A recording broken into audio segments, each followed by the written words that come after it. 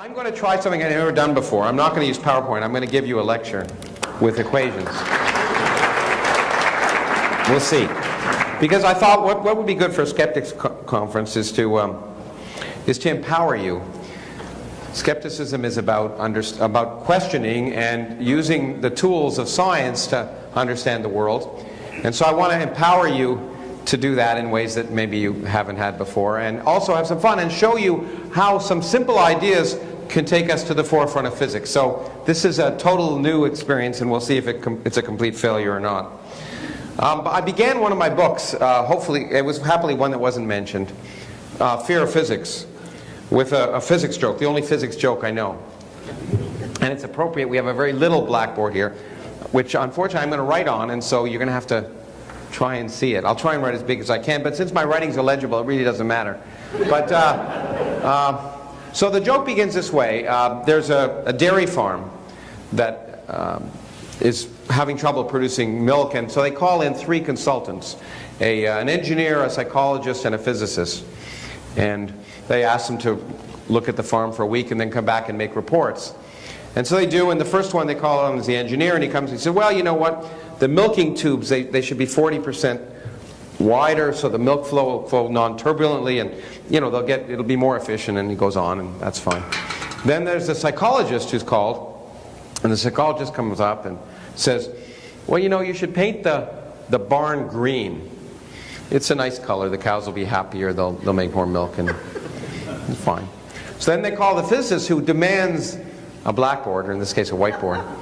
And he says, okay, and he gets that and he says, okay, assume the cow is a sphere.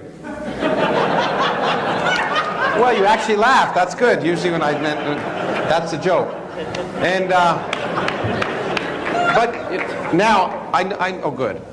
But you know, I want to show you that that's not so stupid. That the first thing we do, the hardest part of doing science, oh great.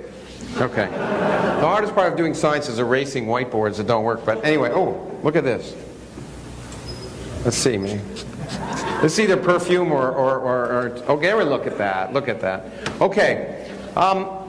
Now, the hardest part of doing science is approximating. Well, it's what we don't teach students in school. We give students problems that can be solved exactly. And it's one of the biggest disservices we do to students, it seems to me, is because from grade school all the way to PhD program, we design problems that can be solved and solved exactly. But of course, no problems in the real world can be solved exactly. And so giving up, letting go and giving up information is the hardest thing to do. So I want to just show you that thinking of the cow as a sphere is actually very powerful. So the first question I want to ask is, why, if you're running a farm, don't you make super cows? Cows that are twice as big, or 5 times as big, or 10 times as big. A lot more meat there. And so let's just think about this. And so, of course, let me draw 2 cows. You'll recognize them. This is a cow. This is a super cow. Okay. Now, the great thing about a cow is it's easy to estimate a few things because the cow is so simple. It's a sphere. So, for example, let's say the radius of this cow is 1. Then the radius of this cow is 2. Okay? Now, we just need to know some things. First of all, we have to remember, what's the volume of a sphere? Now, some of you know this. But you don't have to know anything. See, the problem, my mother wanted me to be a doctor, and she made the mistake of telling me doctors were scientists, and in high school I discovered, I got interested in science, and I realized that, you know, they weren't. But one of the reasons I knew I didn't want to be a doctor is because there was a lot of memorizing involved, and as a physicist I didn't want to memorize, and many physicists I know would be doctors if they could memorize things. But you don't have to memorize anything in physics. We teach it as if it's memorizing formulas, and it's nothing of the sort.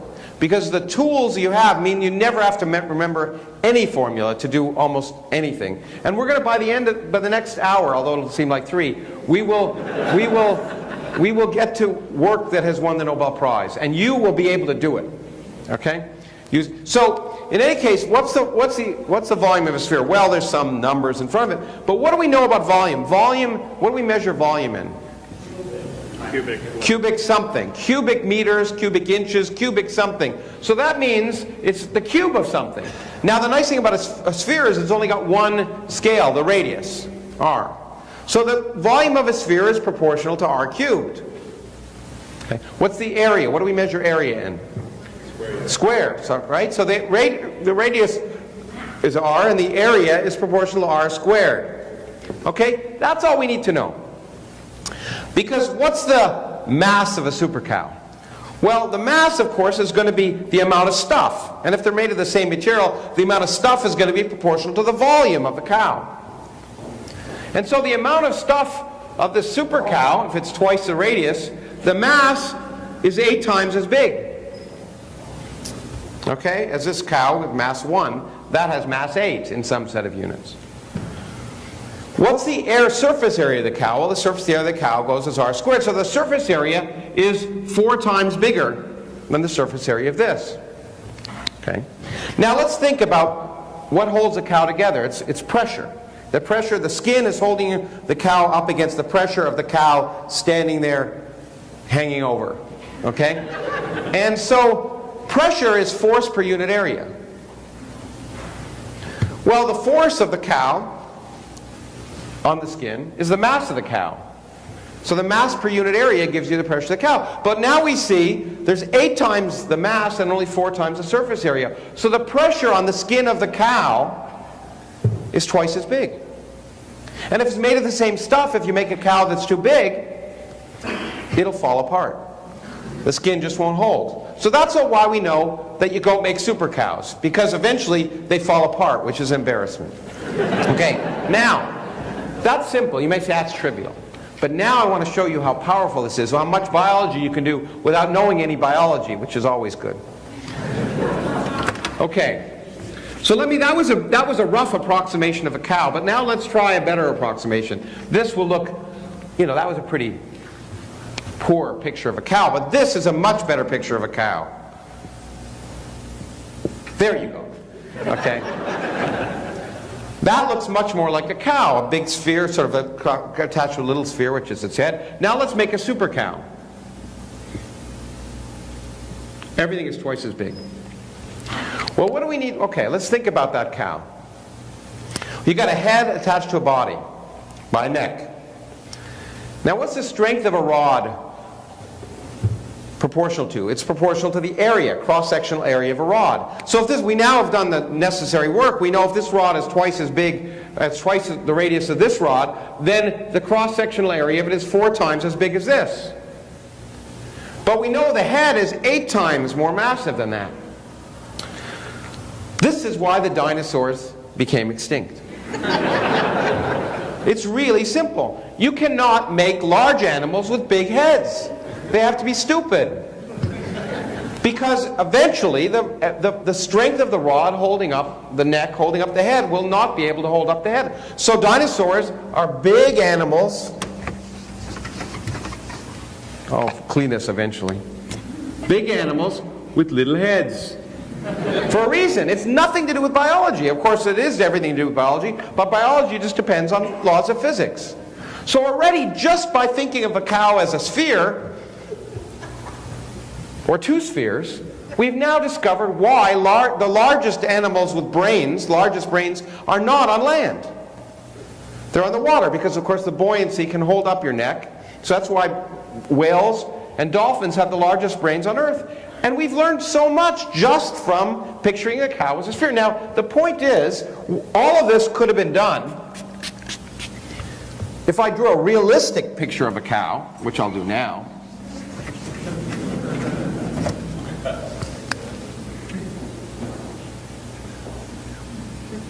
There we go. That looks much better. If I can just I'm going to try another. I've got too much stuff here, but now, some of you can't see it, so I'll draw it. There we go. That's better for a cow. Now, there we go. You recognize it immediately. But the point is, everything I said doesn't depend on the shape of the cow. The volume of the cow, the volume of a cow that's twice as big, will be 8 times the volume. But it's a lot harder to calculate for a real cow. And therefore, we throw out the stuff we don't need to know. None of the details of the cow's shape matter. And that's the key. It's approximating. It's knowing what to throw out. Now that becomes an art. The question is, how do you know what to throw out, and how do you know what not to throw out? And that's where science comes in, and that's where experience comes in. And the real way the way we learn what to throw out and what not to throw out is a central part of science, which, as I've said in a different context recently with Richard, when we were traveling around, which is to not know the answer before you ask the question, which is religion.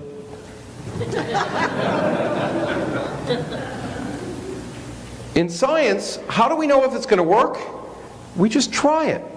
And we keep trying it until it stops working. So we know when to throw out the baby with the bathwater, or which is which, by just trying it. And when the approximation stops working, we know there's something fundamental about the science that we're missing.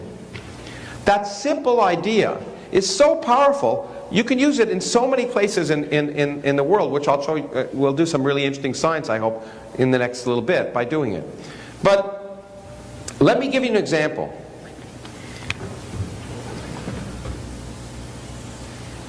Did any of you recognize this? It's a cow, of course. No, it's the sun. But it's a slight difference. The sun, in case you hadn't known it, is a sphere. You look up in the sky and it's a sphere. So for hundreds of years, people have tried to understand the sun. And it's rather interesting if you think about the process of trying to understand how the sun works. It's, again, from a skeptical perspective, interesting to think about its history. Because the question was, how long is the sun going to live? And the first person to do a realistic calculation of that was actually a doctor, a German doctor in the 17th century, who, the size of the sun was well known. The mass of the sun actually could more or less be known. By 1798, we could know the mass of the sun. And so what he said was, let's assume the sun is basically a large chunk of coal that's burning. How long can it burn? Given how much energy is released by coal and the energy coming to the earth from the sun, how long can it last? The sun's about 1 million times the mass of the earth, and you work it out. It's really remarkable. He worked out that the sun could burn, if it was a chunk of coal, for about 10,000 years, which was a great estimate, because at that time, that was the age of the universe, right? Bishop, Usher, and all of that, 6,600 and some odd years. So 10,000-year-old sun was perfect. But of course, within a little while, it became clear, and it's clear now, except I was just in Alabama yesterday, and except for there, and Arkansas and Ohio, where I used to live, and Arizona, just among the state legislators, that it's clear that the Earth was a lot older than 10,000 years old. And that became a problem. And it was a problem for a long time until two physicists, Helmholtz, a German physicist, and Lord Kelvin, did another neat calculation. They said, well, you know what? There's another way to power the sun. When things collapse, they lose energy. And so maybe gravity is powering the sun, and the sun is slowly collapsing, and that's heating it up and producing the energy. And they did a remarkable calculation, said how long could the sun be powered just by gravity? And the answer was remarkable. It was 100 million years. The sun could basically fall for 100 million years and release in the process the gravitational energy of falling and emit the energy we see for 100 million years, which is a great leap. They did this in the 19th century, but again, by the end of the 19th century, we already knew that 100 million years wasn't long enough. The Earth was older than that. And so there was a real problem. How do you power a sun? And people said, well, the sun is a sphere. We should be able to figure out the physics of it just by assuming it's a gas that collapses. And all of that was well known by the end of the 19th century. The physics and chemistry of gases was well known. And you could calculate various properties of the sun, assuming it was a sphere. You could calculate its density as a function of radius, assuming it was a sphere. If it's a sphere, what does that mean? A sphere means, when we say when something's a sphere, we mean it has no characteristics that distinguish where you are on the surface or where you are on any other surface except the radius. That's the only thing that determines all of the properties of that object. So that's an incredibly simplifying assumption. The sun is as I'll describe later, is a very complicated environment. But let's make this ridiculously simplifying assumption that all the properties of the sun just depend on its radius. Then, as I say, they could calculate it could live for 100 million years by gravity, but that wasn't long enough. But using these properties and just taking the properties of hydrogen and helium gas, you could calculate the temperature as a function of the radius of the sun, and you find out the temperature in the center of the sun is 10 million degrees. Now that's not very hot. I come from Phoenix. It's not very hot. It may seem hot, but 10 million degrees is a temperature that could have been easily achieved in laboratories in the end of the 19th century. And essentially all of the physics and chemistry of materials at 10 million degrees was understood. And here was the problem. Everything that was known would not allow the sun to live more than 100 million years. And so, in fact, Sir Arthur Stanley Eddington, a very famous astronomer, wrote one of my favorite books in 1929, The Internal Constitution of the Stars. And I love this, because he said, there must be a new energy process that we don't understand that powers the sun. If this simple picture is true, there's got to be a new energy process. And everyone said, well, there can't be a new energy process because we understand physics at 10 million degrees. So it's got to be something, this simple approximation must be breaking down. And in one of my favorite lines in any science textbook, he said, a lot of people say that the sun, the inside of the sun is not hot enough. To all those people I say, go and find a hotter place, which he meant go to hell. I like that. Anyway, it was a subtle thing that they don't do anymore.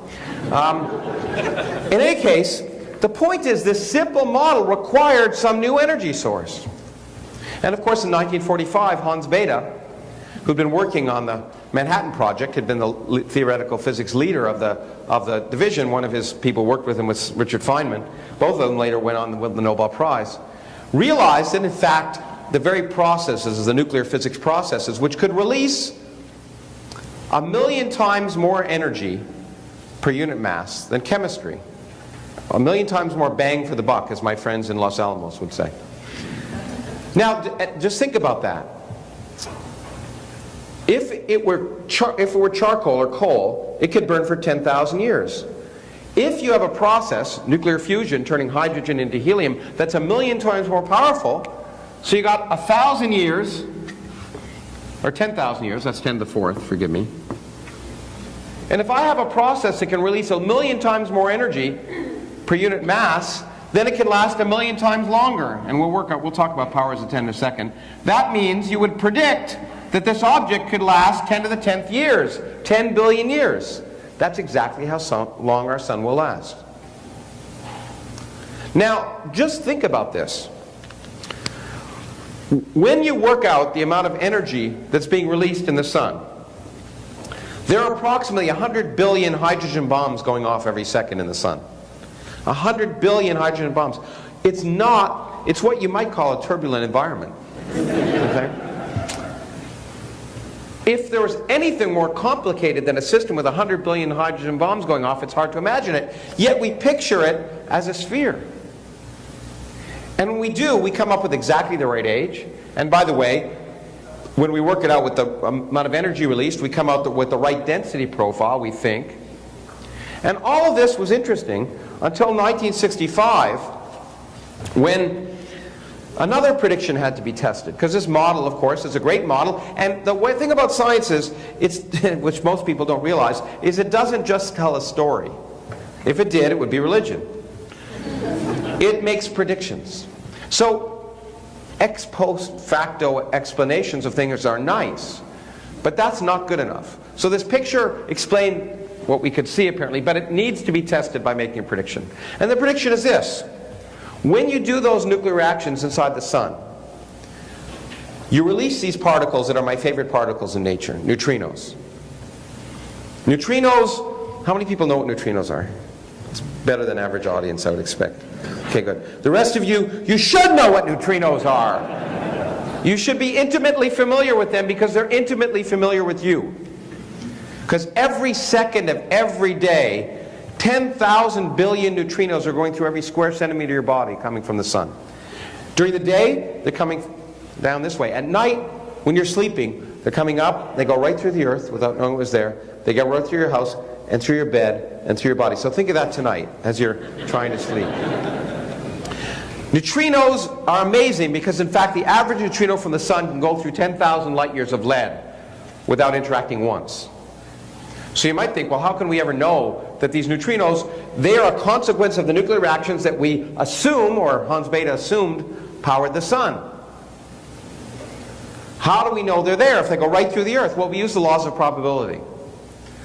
Most neutrinos go right through the Earth without knowing it was there, but every now and then one might interact. And this allowed a very brave and remarkable chemist, Ray Davis, near here at Brookhaven National Lab, he worked at, to build, and it amazes me that this was possible, that he actually convinced anyone to allow him to do this, in a deep mine in South Dakota, a mile underground.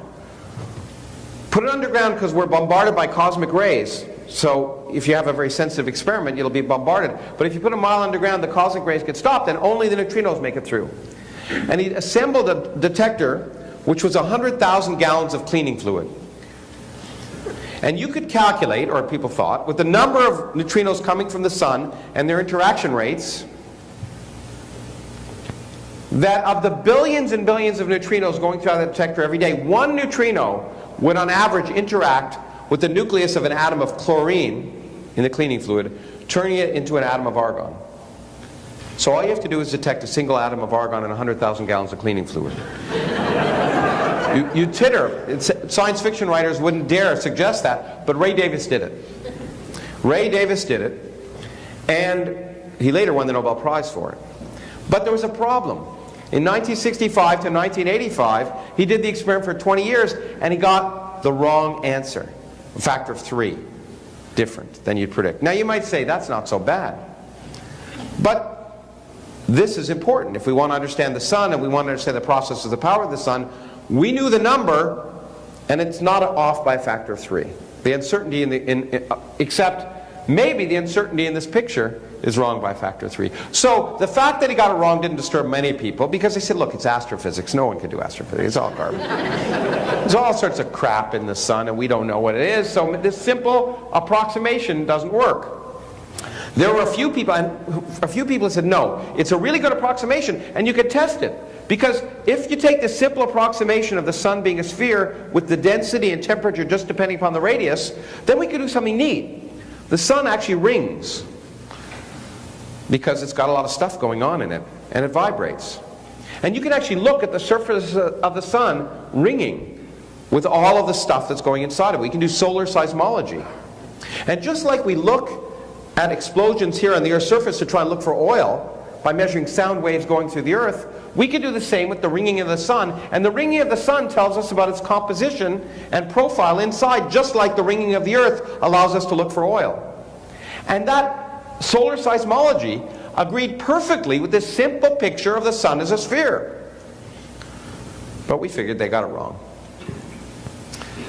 And ultimately, the only other possibility was maybe the model was right. Maybe the simple approximation was right. And by the way, I worked on both sides, because it's better to hedge your bets.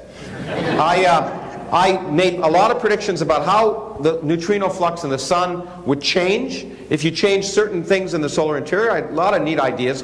Wonderful ideas. Like many of my ideas are wonderful, but nature isn't smart enough to use them. And then we also said, well, what? Maybe it's neutrinos. Maybe the neutrinos that are produced inside the sun change before they get to the Earth. Maybe neutrinos do something called oscillating. And so we did those predictions too. And said, okay, maybe neutrinos can oscillate, but that's only true if neutrinos have a very small mass. And only if for some reason the Earth-Sun distance just happens to be tuned so neutrinos of one type turn into neutrinos of another type before they get to the Earth. It just seemed ludicrous. Until the 1980s, when we built a set of experiments that could look for different types of neutrino. One in the Sudbury mine called the Sudbury Neutrino Observatory. And lo and behold, what did we discover? Neutrinos oscillate. And the people who first discovered it, actually in a mine in Japan, the Super Kamiokanda mine, who also won the Nobel Prize, because we learned something fundamental about the properties of neutrinos. What makes that interesting is that in the standard model of particle physics, neutrinos can't have a mass. So this means there's some new physics we don't understand. We still don't know what gives neutrinos mass. But we have discovered some fundamental properties of nature by taking the sun as a sphere. It's pretty powerful. Okay, let me now move on.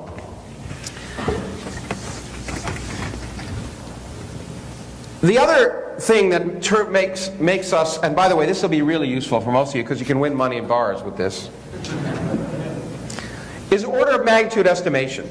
We make approximations, that's one thing, but the other is order of magnitude estimation. I just did it with those factors of 10 to the 4th and 10 to the 6th.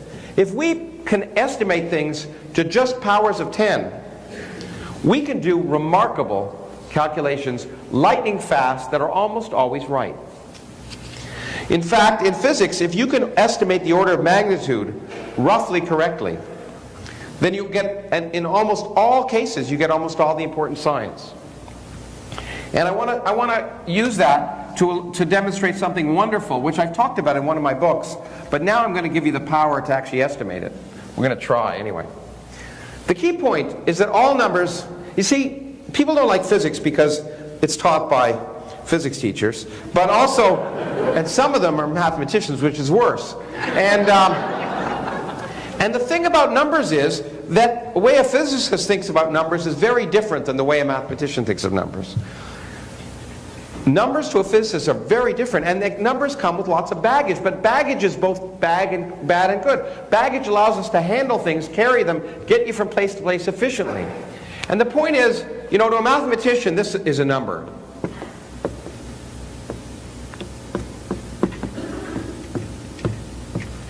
Okay? But to a physicist, and to most of you, that doesn't mean anything. That's not a number. That's relevant because of three things. And I want to exploit them in the rest of this talk.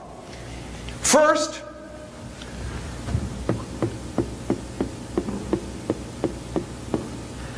a physicist would write this as this. Every number in nature can be written as a number between 1 and 10 times a number to a power. 10 to a power. Now that may seem trivial. This is called scientific notation. But it allows you to do lightning fast calculations. For example, let's do a pop quiz. Get out a piece of paper. You're going to be graded. You don't believe me. Look at you. No one's doing it. No one's doing it. Okay. Let's try this. Okay, those people who are actually cooperating, which is 2 or 3 of you. Okay, you have 4 seconds. Multiply 232 by 523. 1, 2, 3, 4. What's the answer? Okay, see? Now, here's the problem. Most of you grew up being taught this by mathematicians. So you really care about 232 times 523. But to a physicist, and this is important, and this is, I'm always amazed when I go into grocery stores and young people have cashiers use these calculators, and you give them change and they just don't know what to do. You know, it's $10.60, you give them $11.10. They go, oh, shit. But, and the point is, to do the important stuff, you just have to keep things to an order of magnitude. So 2.32, you see what's great about this notation is it turns multiplication into addition. And none of you can multiply, but almost all of you can add. Except we can all multiply numbers between 1 and 10. Those we were forced to do in school and memorize. So 232 is 2.3 times 10 squared. 523 is 5.2 times 10 squared. Now the neat thing about exponents is that when you multiply, you add them. So 10 squared times 10 squared is 10 to the 4th. 2 times 5 is 10. That's a little bit bigger than 2. That's a little bit bigger than 3. So maybe it's 13. And that's 13 times 10 to the 4th, or 1.3 times 10 to the 5th. Okay? In 4 seconds if I didn't talk. Now, why does this matter? Because if this was your pay, now I guarantee you if you'd been good students, which you're not, and actually done what I asked you to do, then some of you would have gotten 23 million or 13 million, and some would have gotten you 1,300, and some would have gotten 13. But because, you know, who remembers how to multiply anymore? You know, you got all those, you got to keep those zeros and do all that crap. But here, if this is your pay, if you're earning a fair pay, $232 and $523 during the year or during the week or whatever, depending on if you're a plastic surgeon, during the week or during the day. But what you care about in the end is you got $130,000. Well, maybe it was 120, maybe it's 140. This number you don't care about so much. You know it's between 1 and 2. But you care about the 100,000 part. The 100,000 part matters because you care if you get $100,000 versus $10,000. And so for the really important stuff, all that really matters is the exponent. And if you care about the exponent, you can do wonderful things. So I want to do 1 or 2 wonderful things, and then I want to show you 2 things that are based on this that have won the Nobel Prize. And I want to bring you up to date with the most exciting observation in the history of science, maybe, that happened about 2 weeks ago. And I want to show you, so this stuff is not baby stuff. And one of the real problems, it seems to me, when we teach science, not only do we teach, and it's appropriate for the last panel, not only do we teach it like it's been done 200 years ago by dead white men, but we teach it as if it's, you know, we teach the stuff that's boring. Who the hell cares about things going down in inclined planes and pulleys and all the garbage that we teach in physics classes?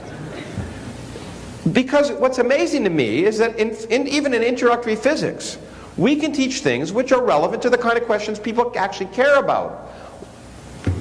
How does the universe work? What's it made of? What's the future? They're incredibly interesting problems that you can understand without knowing those details. The kind of questions that excite students. Because one of the reasons I think that people are more interested in science is they don't realize they're interested in science, because it doesn't relate to what they learn in science classes. And what we have to do is, in fact, provide people the tools to realize that the simple tools allow you to assess things that are incredibly exciting. So I hope I'm going to do some exciting stuff in the next few minutes. If I'm not, it doesn't really matter, because there's dinner and drinks afterwards. Okay, so I want to allow you to do one of my favorite calculations, which I always do when I'm teaching introductory physics. And I wrote down in one of my books.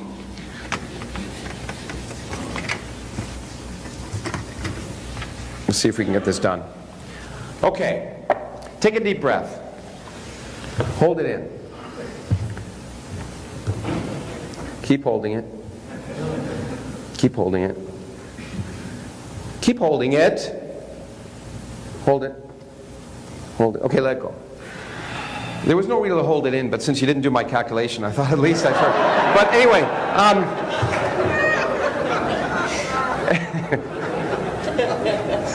anyway, there's such power up here, it's amazing. Okay, where was I? Okay, so every time, now you just take a regular deep breath and let it out. One of the things that amazes me, and one of my favorite facts that's just true, is every time you take a breath, you're breathing in at least one atom from the dying breath of Julius Caesar when he said, "Et tu, Brutus." In fact, every time you take a breath, you're breathing in atoms that were breathed out by almost everyone who ever lived. And that just seems ridiculous, but it's true, and we can estimate it using dimensional analysis. So let's try and do this. Okay, first of all,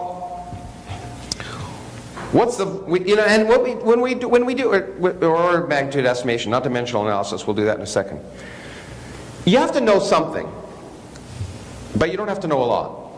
And this is the type of problem that was developed by Enrico Fermi, who also worked on the Manhattan Project, was the last great physicist who was equally good in particle physics at theory and experiment. He used to give these things called Fermi problems. He built the first nuclear reactor underneath the football field at the University of Chicago when they were learning about nuclear reactions during the war in the Manhattan Project. It was under the football field in Chicago because I think the argument was that if anything went wrong, you'd just kill football players and there would be no loss. But anyway, Fermi used to give out problems at lunchtime. And he said a physicist should be able to answer any problem. You might not get the right answer, but you should be able to figure out an algorithm to solve it. And based on what you know, you don't have to know a lot. So let's work with things we know. So, what's the volume of a breath? Well, how do we know that? Well, just think. Blow up a balloon. How big can you blow up with a given volume? Okay? Well, you've got too big a room here for me to get it all from people. But let's say about the size of a milk bottle, maybe. About a liter. That seem reasonable? What's a liter? Anyone know? In terms of centimeters, cubic centimeters, it's volume. It's a liter. 1,000 cubic centimeters. Okay, so a liter is 1,000 cubic centimeters. Let's just remember that. That's the volume of human breath. What's the volume of the atmosphere? Ooh, that's a hard one. Well, let's draw the atmosphere as a sphere. We can, in fact. We got the Earth, and we... That's a cow, I know. No, it's the sun. But anyway, what's great about this is, of course, it can be anything I want it to be. But here, so the atmosphere is this region here, outside. Now, how on earth can you calculate the volume of that? Well, it's hard, because you need to know high school physics and actually grade school geometry, but that's hard. So let's just think, what's volume? How do you calculate volume? Well, how would I calculate volume of this room? I calculate the area times height. Do you remember that? Right? Because volume is area times height. So I have to know the length and the width and the height. Then I'd be able to calculate the volume of the room. So we can say, okay, the area of the atmosphere, or this volume of the atmosphere, is just, because the atmosphere is really small. It's more or less, you know, the Earth is big and the atmosphere is small. What's the height of the atmosphere? What's the height of the atmosphere? 50 miles. Some number of miles. Yeah, you know, I flew up yesterday before my plane was diverted to Dulles after it was flying above New York, because somehow it was out of fuel. I didn't figure that out. It was out of fuel above New York, so they took us to Washington. But anyway, and in any case, okay, so maybe you know, 6 or 8 miles is a pretty good estimate of where most of the air is, you know. So that's 10 kilometers, right? So the height of the atmosphere is 10 kilometers. So what's a good approximation for the height of the atmosphere? It's the surface area of the Earth times the height. Okay, but we know the surface area of the Earth because, and I'm actually going to probably, because I want to do things in great detail, I'm actually going to do it with the pi's. The surface area of a sphere is 4 pi r squared. Okay, so what's the? Now we have to know the radius of the Earth. Well, I don't want to take you through this. We could do it by, you know, if you don't know the area of the Earth or the radius of the Earth, just think about things you do know. And then what I do with my students is say, okay, well, have you flown in a plane? What's the distance between, say, New York and Los Angeles? How many time zones is that?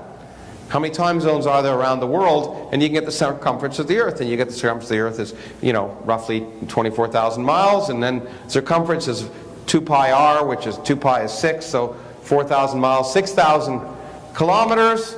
And that's 6 times 10 to the 8th centimeters. So 4 pi is 10. We all know that. And then, so 4 pi r squared, 6 times 10 to the 8th centimeters squared. Well, 6 times 6 is 36. 10 to the 8th squared is 10 to the 16th. We'll write that down in a second. Then I'd say, okay, that's the surface area of the Earth. Then the height is 10 kilometers. A kilometer is 1,000 meters. So 10 kilometers is 10,000 meters. Right? But a meter is 100 centimeters. So that's 10 times 10 to the 5th centimeters. So that's 10 to the 6th centimeters. Did I get that right? It's testing you. I think I did. So now, and I check, I had centimeters there and then centimeters squared there. I got the right units, centimeter cubed. So let's try this. 10, this is 10 times 36 times 10 to the 16th times 10 to the 6th centimeter cubed. Okay, so let's estimate this. So 10 to the 16th times 10 to the 6th is 10 to the 22, 10 to the 23. This is 3.6 times 10 to the 24th cubic centimeters. 10 to the 24. You can't read it, but I can. Okay, so what fraction of the volume of the atmosphere is a human breath? 10 to the 3 over 10 to the 24. That's 1 part in 10 to the 21 or so of the atmosphere is a human breath. Okay? So every time he breathes out, Those atoms get distributed around the atmosphere, and they form a fraction of 1 part in 10 to the 21 of the volume of the atmosphere. Now, when I breathe in 1,000 cubic centimeters. How many atoms are in that? Well, the only number you really have to remember is one you learned in high school, Avogadro's number. It tells you roughly the number of atoms in a cubic centimeter of solid, right? It's like something like 10 to the 24. Some number like that. 6 times 10 to the 23 or something like that. I forget it exactly. But it's something like that. So that's in a cubic centimeter of liquid, but in fact when a liquid evaporates it becomes 1,000 times bigger. So a cubic centimeter becomes a liter. So there's roughly 10 to the 24 particles in human breath. But 1 part in 10 to the 21 of the atmosphere is what you're breathing in when you breathe in. And in fact, because of the factor 3, it's 1 part, it's something like 3 times 1 part in 10 to the 22. So you're roughly, this estimate tells you there are a few hundred atoms of the dying breath of Julius Caesar that you're breathing in every time you breathe in. It's not magic. It's true. And that, I mean, I find that incredibly powerful because it means, you know, on my bad days, which are most days, when I'm working anyway, which is not very often lately, I try and make myself feel better when I'm getting nowhere on a piece of paper by remembering that every time I breathe in, I'm breathing atoms that were breathed out by Albert Einstein when he put the last dot on the general theory of relativity. And that's good. I'm also, of course, breathing in atoms that Adolf Hitler breathed out. And the same is true for everything else, not just breathing, but water. When I wrote my book, Atom, I think I began it also by saying that, oh, this is already drunk, I'm not going to drink it. But in fact, for that reason, my mother would say, don't touch that, you don't know where it's been. Well, she had no idea. Because every time you take a drink, you're drinking in molecules that were secreted by every slimy thing that's ever lived. It's even better, and in this audience I can say it. So think of this tonight. Think of this every time you have a glass of water. Every time you have a glass of water, you're drinking atoms from the sweat released by your parents during their coupling that produced it.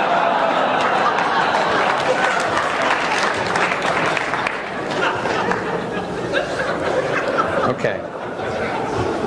See how important this stuff is? Now, there's a great line from Shakespeare, from Macbeth, that I can't remember, but it's remember when he kills the king, he sort of says, it's in Old English, so I can't remember it. It's something like, will all the oceans on the earth wash these hands, or will my hands make the seas incarnadine, or something like that, which in English means, you know, I can't believe I'll ever wash out all this blood, because it will make, if I tried even with all the oceans, it would turn the oceans red.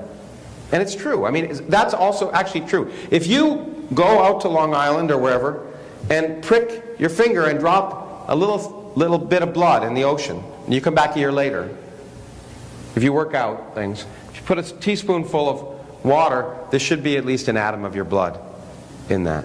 So you really do turn the oceans red every time you bleed into it. And the sharks know that. Okay. Now, the last two things I want to do, and I think I have time for both of them, is to argue about something else, which is the other reason. Okay, I'll do two things. I'll do two things. I'll skip out one of the Nobel Prizes because I want to have some time for questions. I didn't know how slow you'd be. But anyway. Okay. So the other reason people don't like physics is because they memorize equations. But the great thing about physics is you don't have to memorize equations, and there's a reason. There are only 3-dimensional quantities in the universe. By dimensional, I mean things that have dimensions. Dimensions of mass, length, and time. That's it. And everything you measure in the world has dimensions of mass, length, or time. Now that means things are simple. Because if every physical quantity can be written in terms of units of mass, length, and time, those are only 3 independent quantities. And that means if you have 4 different physical objects, they must be related to each other. because there's only 3 independent physical quantities. And that's why physics is easy. Because everything is related to everything else, because everything has to be written in just terms of one of these 3-dimensional quantities, or 3 of them. And the minute you have 4 objects, you can't have 4 independent objects. One has to be dependent on the others. Now you can use this to forget memorizing equations a lot, and if I had more time I'd show you some of the powerful things you can do that. But I just want to show you one thing that's really, you know, if I were to talk to Ken Ham, here's what I would say. I actually have talked to him on, well, yeah, I did on Fox News when on Bill O'Reilly once many years ago, the day the Creation Museum opened. Unfortunately, Bill was took a vacation that day because I wanted to have my microphone pulled off. But anyway. So Ken Ham would say, of course, the Earth is 6,000 years old. And I'd say, okay, here's how you know it is. And of course, he wouldn't understand what I'm about to say, but you will. Richard Feynman was asked, what's the most important quantity? If there's one important quantity that describes the universe, what is it? And he actually said something, but he was wrong. Here it is. Here it is. There's one quantity that describes the universe. It was the discovery, more than anything else, by Edwin Hubble, that the universe is expanding. The universe is expanding, and he discovered, he got it wrong, but he discovered something called the Hubble constant. The rate of the expansion of the universe. Galaxies are moving away from us, and on average those that are twice as far away are moving twice as fast. Those that are 3 times as far away are moving 3 times as fast, and so on. And he measured, and we got it right now, the rate at which the universe is expanding. And the rate is given in terms of some units. 100 kilometers per second per megaparsec. What does that mean? That means that a megaparsec is the average distance between galaxies, of roughly 1 million light years. So the nearest large galaxy to our own is Andromeda, which is roughly 2 million light years away from us. And actually a megaparsec is 3 million light years, but 1 and 3 are the same for the purpose of this talk. And what it says is, so the average galaxy that's 1 million light years away from us is moving away from us at 100 kilometers per second. The average galaxy that's 2 million light years away from us is moving 200 kilometers per second, and so on. So it gives the rate at which the universe is expanding. Wonderful. But now let's think about what this number also tells us. It tells us every important characteristic of our universe. And really, the most important characteristic it tells us is the age of our universe. Because let's think about what this number is in terms of the dimensions. Kilometers are the dimensions of length. Seconds are the dimensions of time. And this is divided by length. So the dimensions of this are length over time divided by length. That means the dimensions of this are 1 over time. That means we could rewrite this as 1 over time. And we could easily do it by writing what a megaparsec is in terms of kilometer. I was going to walk you through it, but I think I'm going to skip that part. It's a homework assignment. It's really quite remarkable. Again, you're just writing down what 1 million light years, we can do it in our heads. A light year, the speed of light is 3 times 10 to the 10th centimeters per second. A year, in case you don't know this, is about pi times 10 to the 7th seconds. 3 times 3 is 10. 10 to the 7th times 10 to the 10th is 10 to the 17th. 10 times 10 to the 17th. 10 to the 18th centimeters. Okay? And a kilometer, we know, is 10 to the 5th centimeters. So we can work this out. It's in our head if we wanted to. And you should be able to. Tonight. But if you work that out, just the fact that it's 10 to the 18th, in fact the ratio there is roughly 10 to the 18th, the amazing thing is, if you work this out, it is 1 over 10 to the 10th years. Just working out the dimensions. And that tells us that the Hubble constant determines for us the age of the universe. It is the one quantity that tells us what the characteristic age of the universe is. If the universe were 6,000 years old, the Hubble constant would be different. Now this sounds like magic. How can the Hubble constant, just some number, tell us the age of the universe? So the age of the universe is roughly 13 billion years. 10 to the 10th years is 10 billion years. So it's within a factor, of just better than a factor of 2. We determine the age of the universe just by measuring the expansion rate. Is this magic? No, it's not. It's not magic because in general, if we're given a physics problem and we look at the only dimensional quantity in that problem, it must determine all the other questions you have that depend upon dimensional quantities. If there's only one dimensional quantity in a problem, it determines everything. So if there's one characteristic of our universe that's expanding, and the only dimensional quantity that describes that entire expansion is that, therefore it must determine everything else. It must determine ultimately the temperature of our universe, the age of our universe, and everything else, and it does. Now, it's not even that magical, actually, because we could see why this is the case. Let me give you a problem that most of you can solve. I may ask you. If you are traveling at 60 miles per hour, and you are now 120 miles away from New York, how long have you been traveling? Probably 8 hours of traffic. Yeah, that's right. I drove into New York yesterday in a bus, so I know that. But, okay, 60 miles an hour, you're 120 miles away. All of you can pretty well say it's 2 hours, right? 2 hours. Well, that's exactly what's happening here. We can say if everything started out together, and all the galaxies are moving apart, let's say 100 kilometers per second, how long will it take them to have gotten to 1,000,000 light years away from us? 10 billion years. It's the same problem as thinking about the car. So it's not too surprising it works. Now let me just show you then. So fine. So this should allow you to convince any creationist that the universe is 10 billion years old. But don't you think it's remarkable that the single number gives you everything? I could use this to calculate the temperature of the cosmic microwave background and get 3 degrees. I could use this to calculate every major characteristic of our universe and get the right answer to within a factor of 2. It looks like magic, but it isn't. But I want to show you something, that just for fun, that is as recent as last week. To show you that we use this. This isn't just for fun in a room like this. One of the greatest discoveries in the last 30 years has been a discovery that was announced a few weeks ago. The discovery of gravitational waves from the Big Bang. It's a subject I've worked on for 30 years. I actually predicted it. Okay, anyway. Okay, so it's an amazing thing because it changes everything. Because before that, when we looked out to the universe, the farthest we could see would be the cosmic microwave background radiation, the afterglow of the Big Bang. It was the first direct evidence that the Big Bang actually happened. And that surface where that radiation comes from is very far away from us, and it shows us what the universe looked like when it was 100,000 years old. A baby picture of the universe when it was only 100,000 years old. And that's why it's won 2 Nobel Prizes for looking at that surface, because it gives us a neonatal picture of the universe. But now, what's really amazing is the reason we can't see back earlier than the time the universe was 300,000 years old is because the universe was hot. And it was opaque, because at that temperature, protons and electrons get dragged apart, and you get a plasma. And so for all times earlier than 100,000 years into the age of the universe was a hot, dense plasma, and you can't see through a plasma. So we can't look past that time. That's as early as we could look with light.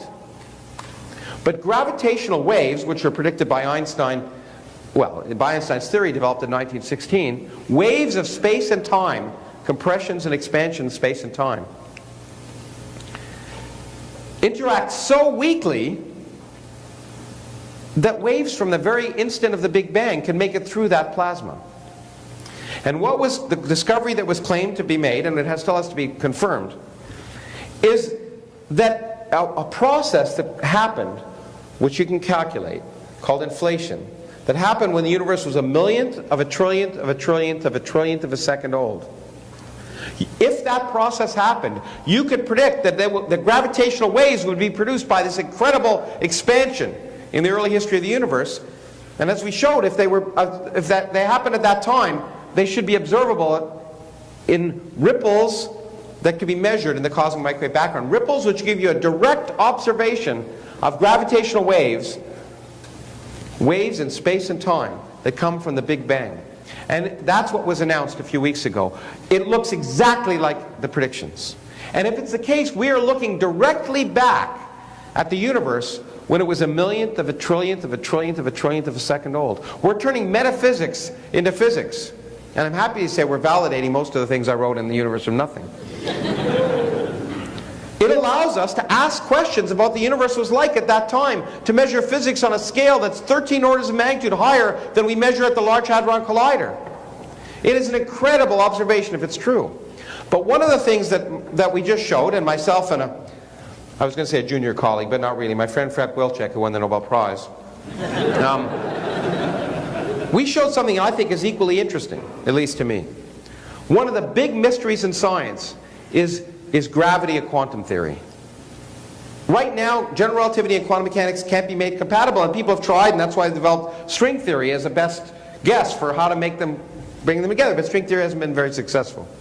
It might be right, it just hasn't been very successful. We don't know it. We don't have a good quantum theory of gravity. So the question has arisen, is gravity a quantum theory? Maybe gravity doesn't obey the laws of quantum mechanics. And what Frank and I showed were if these gravitational waves come from inflation, if we're seeing what we said, then gravity must be a quantum theory. Now, we did use some fancy things called quantum field theory and other stuff, but we said that doesn't matter because maybe that's wrong. All you need is dimensional analysis. And the paper we wrote, which just appeared, uses the same kind of dimensional analysis I just showed you. And I guess because I want to give you 5 or 10 minutes of questions, I won't do it for you. I'm happy to do it privately. It's, again, 5 minutes worth of work. But we said the following. If these waves are produced by gravity, then the only dimensional quantities they can depend upon are g, which is Newton's constant, which is the strength of gravity.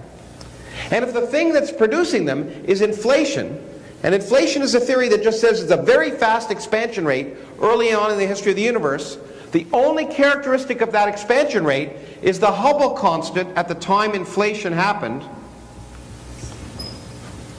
And then the only other things it could depend upon, the only other dimensional quantities that exist in nature, are the speed of light, that are fundamental constants, and something called h bar, which is Planck's constant for gravity.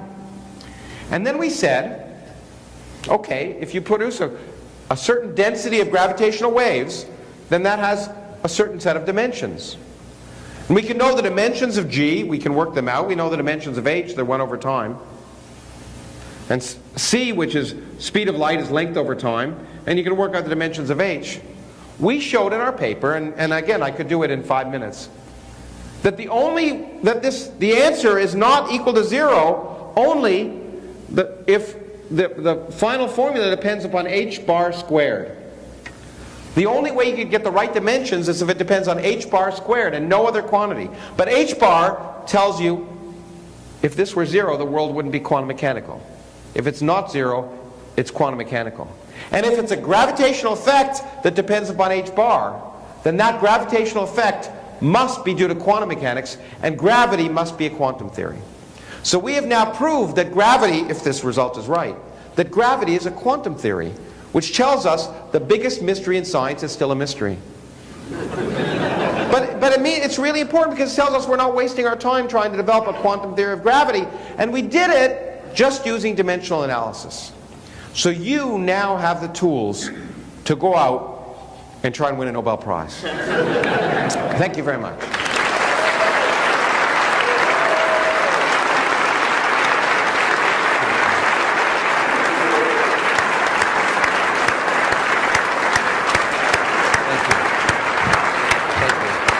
Lawrence Krauss, ladies and gentlemen. One more time. You never did that talk? No. It was time for Sean. Do we have time for some questions?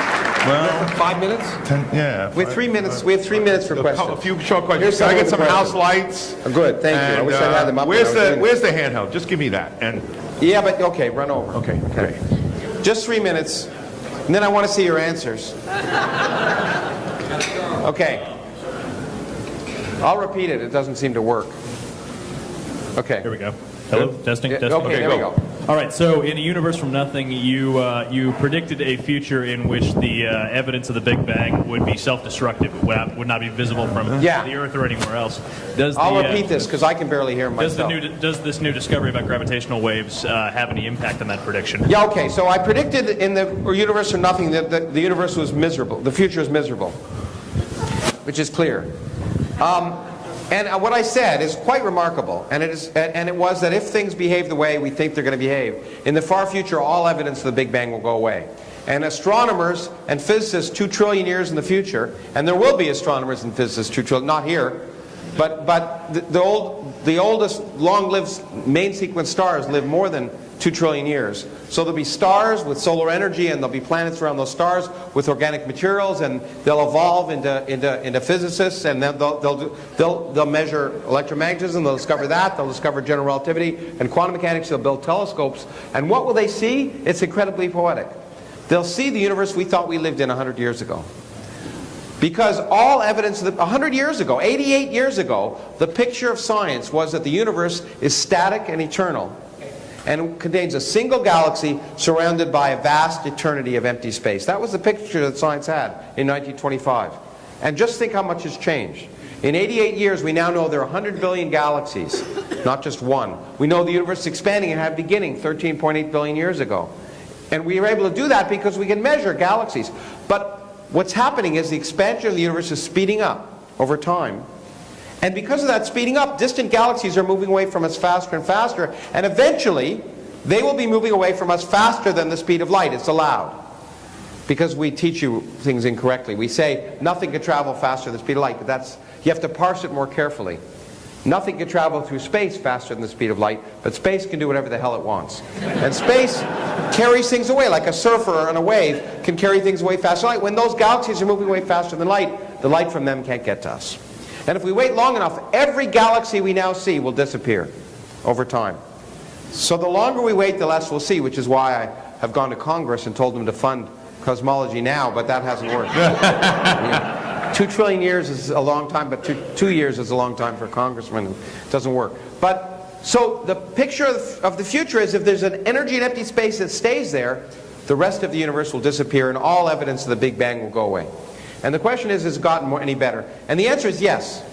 Because this validates, this early period of incredible expansion validates the notion that empty space can create, that energy in empty space can cause a universe to expand faster and faster and faster.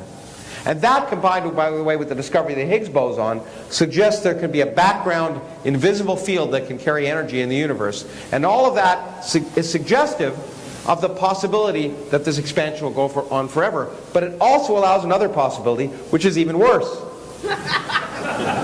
Because if this field changes, if it relaxes and that energy goes away, which can happen, it's called a phase transition, then that energy causing the expansion of the universe will stop and the expansion of the universe will begin to slow down, and you'd say, great.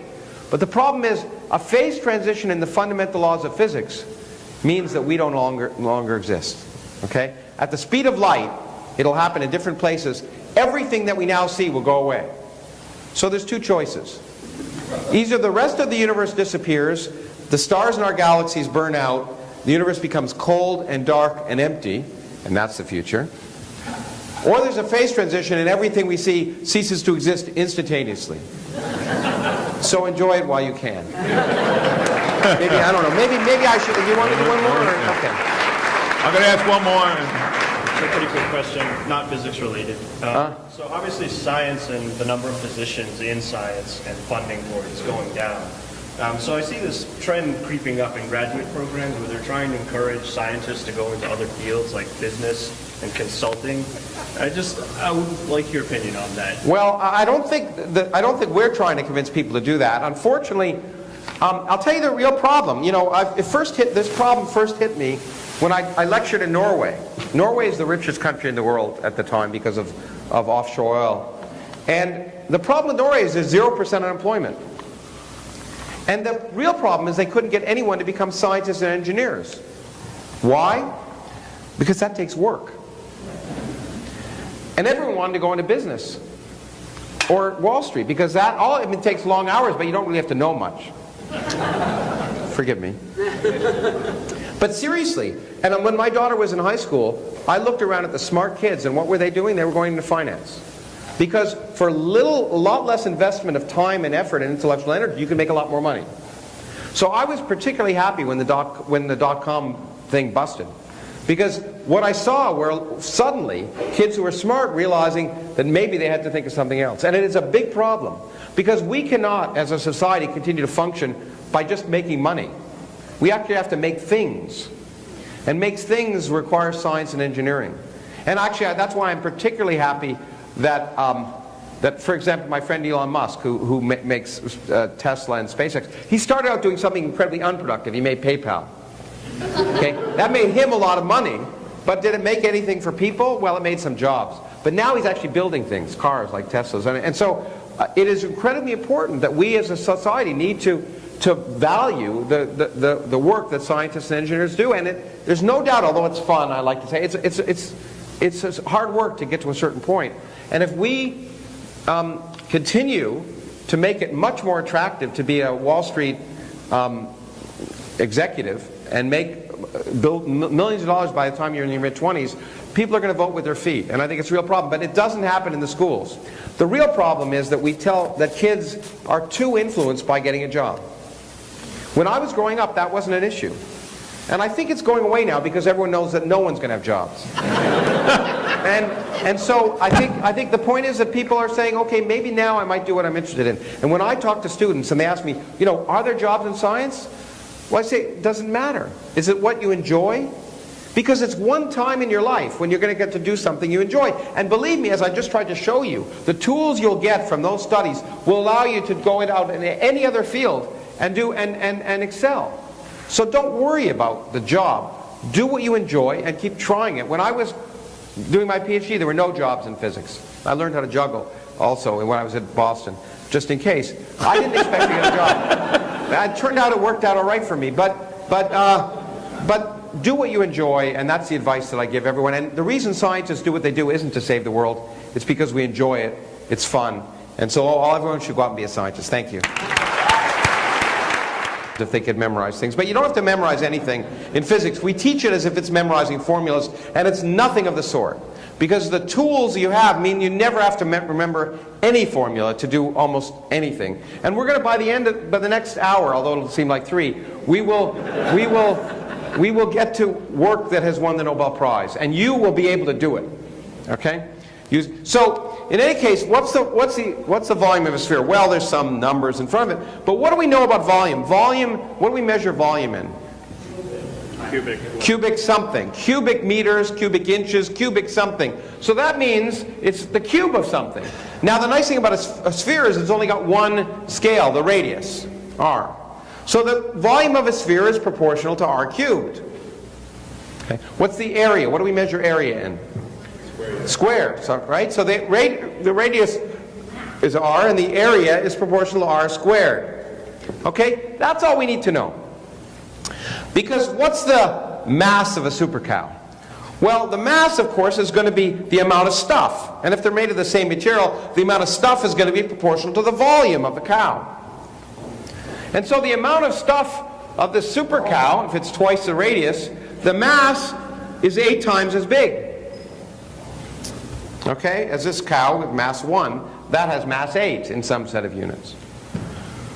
What's the surface area of the cow? Well, the surface area of the cow goes as r squared. So the surface area is 4 times bigger than the surface area of this. Okay? Now let's think about what holds a cow together. It's pressure. The pressure, the skin is holding the cow up against the pressure of the cow standing there hanging over. Okay? And so pressure is force per unit area. Well, the force of the cow on the skin is the mass of the cow. So the mass per unit area gives you the pressure of the cow. But now we see there's 8 times the mass and only 4 times the surface area. So the pressure on the skin of the cow is twice as big. And if it's made of the same stuff, if you make a cow that's too... Okay. The hardest part of doing science is erasing whiteboards that don't work. But anyway, oh, look at this. Let's see, man. It's either perfume or okay, everyone look at that. Look at that. Okay. Now, the hardest part of doing science is approximating. Well, it's what we don't teach students in school. We give students problems that can be solved exactly. And it's one of the biggest disservices we do to students, it seems to me, is because from grade school all the way to PhD program, we design problems that can be solved and solved exactly. But of course, no problems in the real world can be solved exactly. And so giving up, letting go and giving up information is the hardest thing to do. So I want to just show you that thinking of the cow as a sphere is actually very powerful. So the first question I want to ask is, why, if you're running a farm, don't you make super cows? Cows that are twice as big or 5 times as big or 10 times as big. A lot more meat there. And so let's just think about this. And so, of course, let me draw 2 cows. You'll recognize them. This is a cow. This is a super cow. Okay. Now, the great thing about a cow is it's easy to estimate a few things because a cow is so simple. It's a sphere. So, for example, let's say the radius of this cow is 1. Then the radius of this cow is 2. Okay?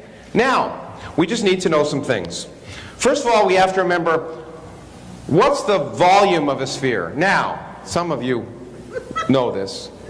But you don't have to know anything. See, the problem, my mother wanted me to be a doctor, and she made the mistake of telling me doctors were scientists. And in high school I discovered, I got interested in science, and I realized that, you know, they weren't. But one of the reasons I knew I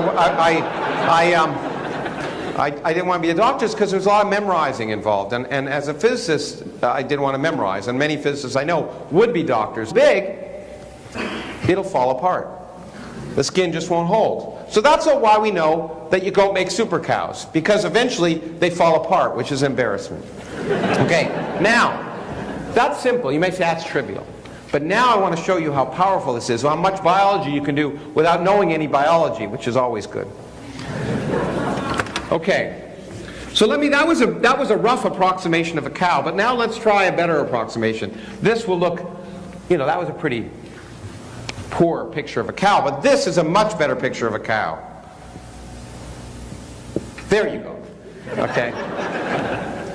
That looks much more like a cow, a big sphere, sort of attached to a little sphere, which is its head. Now let's make a super cow.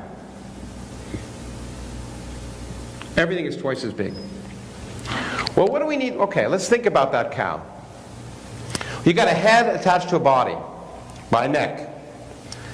Now, what's the strength of a rod proportional to? It's proportional to the area, cross-sectional area of a rod. So if we now have done the necessary work, we know if this rod is twice as big, it's twice the radius of this rod, then the cross-sectional area of it is 4 times as big as this. But we know the head is 8 times more massive than that. This is why the dinosaurs became extinct.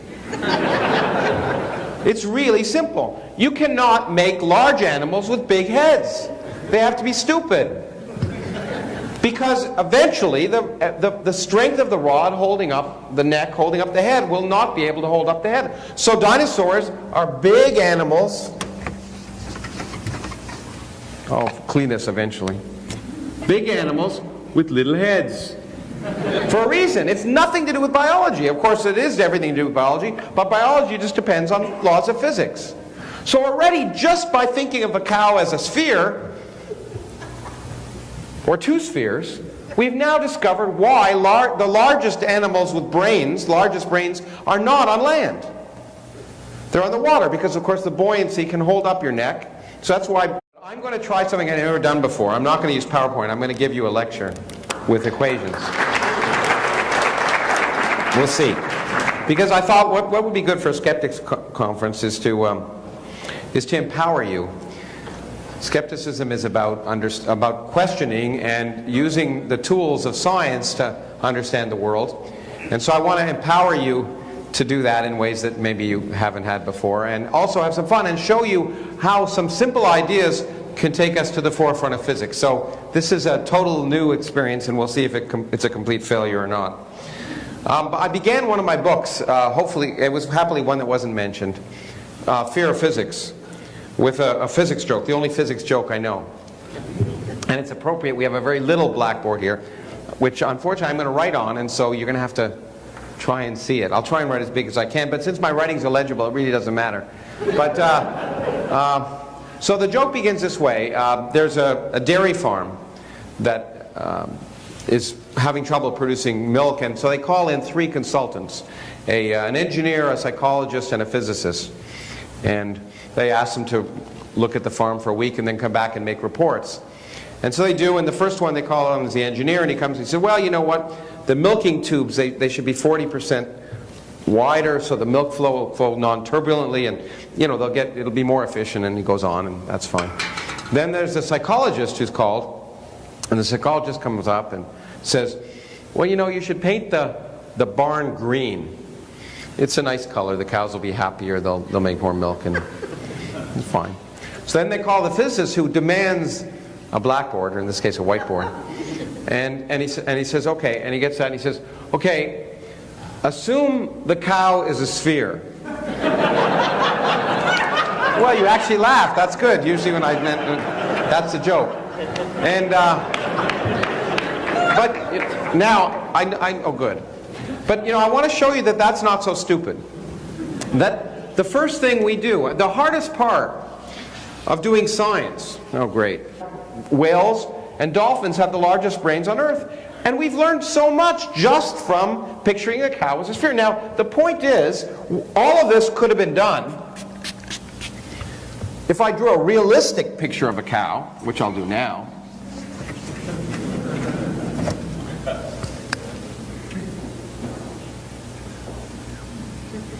There we go.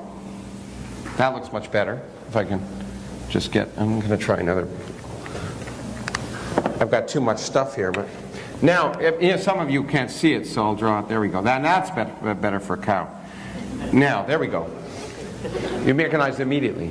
But the point is, everything I say doesn't depend on the shape of the cow.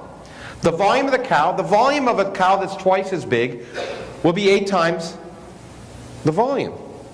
But it's a lot harder to calculate for a real cow.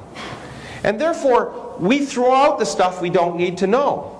None of the details of the cow's shape mattered. And that's the key. It's approximating. It's knowing what to throw out. Now that becomes an art. The question is, how do you know what to throw out, and how do you know what not to throw out? And that's where science comes in, and that's where experience comes in. And the way we learn what to throw out and what not to throw out is a central part of science, which, as I've said in a different context recently with Richard, when we were traveling around, which is to not know the answer before you ask the question, which is religion.